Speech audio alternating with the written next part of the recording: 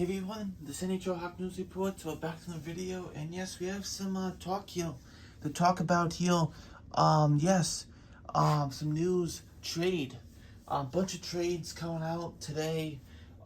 Three, and some news, some trade rumors, and also a retirement. So more things coming the next couple of days. Obviously, Friday is the trade deadline, so things are going to start heating up as they already have. Many trades already come down. Timo Meier's been traded to the Devils. We saw the package come back. It's my latest video. If you want to check that out, go ahead. But here are the other trades of the day that came on before the Timo Meier trade. So, I want to start off with something the Lightning have asked about Tanner Jeannot. And you think about the Lightning last year of a team that added Nick Paul, they added Brendan Hagel. But Hagel was 2 first-round picks because it was such a great contract and it had a little term on it, which was great, which made the price so good. And a guy who's been playing really well. Not just when he came over, he didn't play amazing, but this year you can really see how Hagel has played. I think the same thing for Paul. He's been fantastic. But they want to do a similar thing here. Tanner Jeannot to the Tampa Bay Lightning would be interesting if they can pull this off. Last year he was a rookie. He got 41 points last year. This year, he's not on the same pace as that. Not as good, but you know, everyone on Nashville last year had a good season. So, you know, can Jeannot turn around here some saying people to his game, or that gritty guy on that fourth, that bottom six he can play, and he can play a great game there. So maybe the Lightning can try to figure out something there. It'll be interesting. A team that can't take on much cap, so this would be a great move for them. So we'll see what happens. The Lightning trade for him.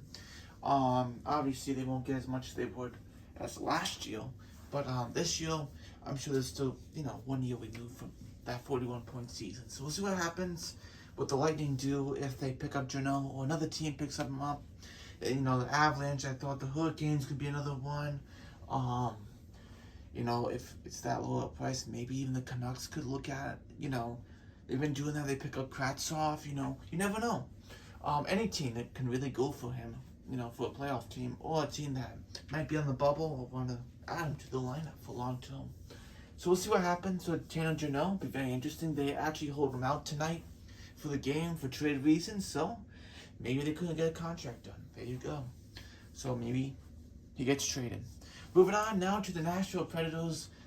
Even though we've been talking about the Predators actually with Tanner Jeannot, this time it's about management. David Poile is actually retiring after 26 years as GM and not all 26 years as vice president and president of hockey operations. I think it was 10 years as president of hockey operation and 16 years of vice president of hockey operations, and he has been replaced by Barry Trotz. This will take effect not immediately.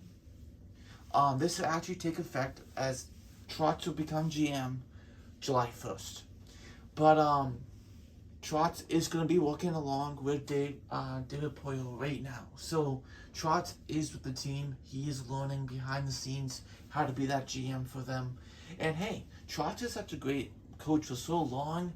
Now he becomes a GM. One of the greatest coaches out there of all time. I feel like he, fantastic.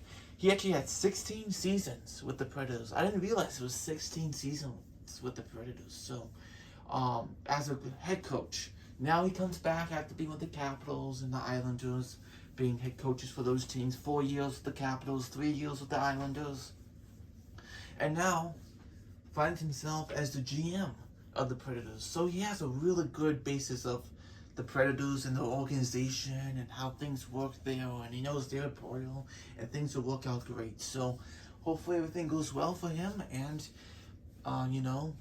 one of the first, actually he was the first head coach of the Nashville Predators from 1997 to 2014, I believe what it was.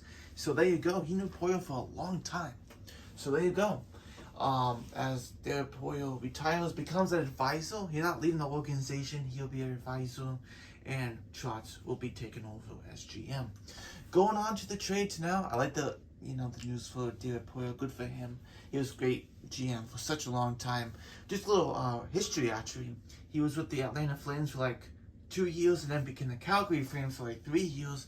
Then he went to the Capitals for 15 years at GM. I know, I'm sure many of you know he was with the Capitals as GM, but for 15 years. I didn't realize 15 years, 15 to 16 years with the Capitals. And then after that, obviously, Nashville became a team, expansion, 1997. Here comes David Poile, becomes the first GM of the Nashville Predators. And here we are today. Last year, being GM, you know. And he has built this team. If anything to be, you know, say, hey, it's your fault, he could point the finger at himself because he built this whole team. So, from the very beginning, drafting players in the expansion draft. So look at that. Moving on now to the 3 trades of the day. Starting off with Montreal and Dallas. This happened in the morning. Denis Gurianov going to the Montreal Canadiens, and the Dallas Stars pick up Evgeny Dadonov. Gurianov has great hands. He's a big guy, has great skill. Last couple of years, but nothing. And he really needs to change of scenery. And the Montreal Canadiens are willing to give him that change of scenery. See how he does. 2.9 for the rest of the year. He will be an RFA by the end of the year.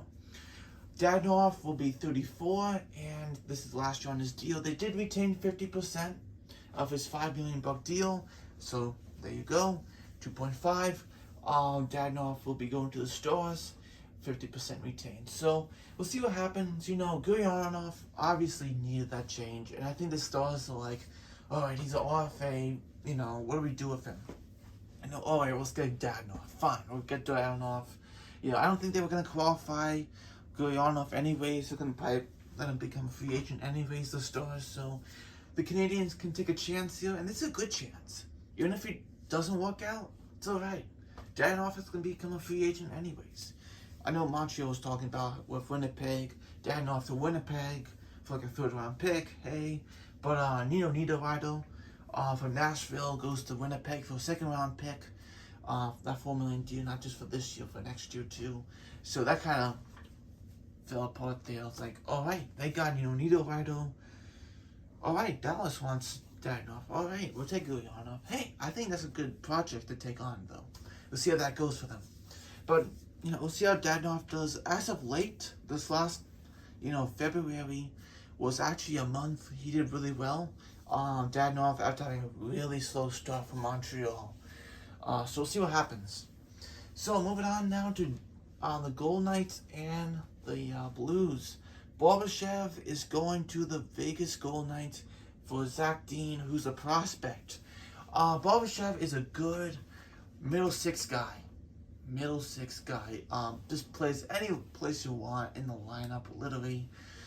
Just fit him in and he'll play fantastic. Last year he had 60 points, career high. This year not as much as 60 points, but he's still a very impactful player.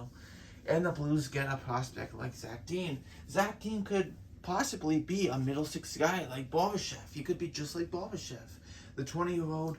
So Dean could be a younger Barbashev, you know. So we'll see what happens with Dean, how he does. I didn't know they were going to go that high in the prospect pool to give up Dean.